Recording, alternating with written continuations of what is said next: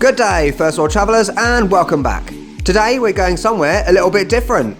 The Mazda Museum and Assembly Plant in Hiroshima. Learn more about the history of Mazda, check out some old school cars, and discover just what it takes to run a successful Japanese car company by visiting the production line. Let's go!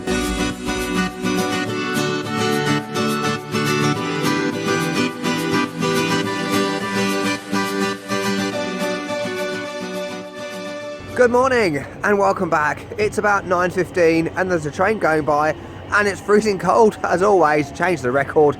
That's an idiom, by the way, for all you English learners out there. Anyway, I'm at Mukainada station.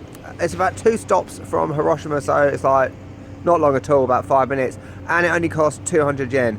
The Mazda place, the museum, is over in that direction somewhere. I'm not sure how much I'm going to be able to film. We shall see. She's not going to the Mazda Museum, we are. Let's go. So this is what the outskirts of Hiroshima look like on a freezing cold Thursday morning. Is that a Mazda? No, I don't think it is. I don't know Mazdas. So Mazda is obviously a Japanese make of car, along with many others like Toyota, Mitsubishi, Suzuki. I know my Japanese cars, and literally everyone in Hiroshima has one. It's the main base of Mazda in Japan. If you haven't seen the video I did recently about the Hiroshima atomic bomb survivor, Takaki Morikawa was the managing director of Mazda in New Zealand after the war. You can check out that video up above. Enough talking, and I'm about to get run over, so let's go.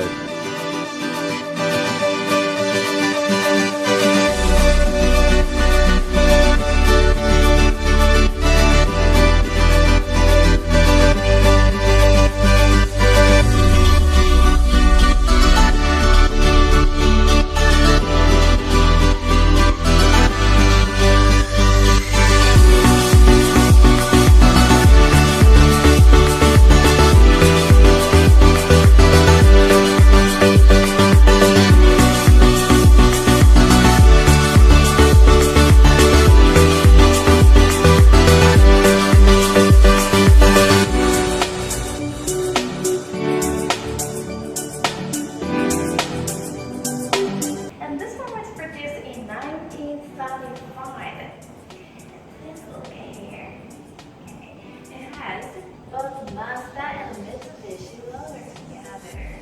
Because at the time, Mazda had no dealers.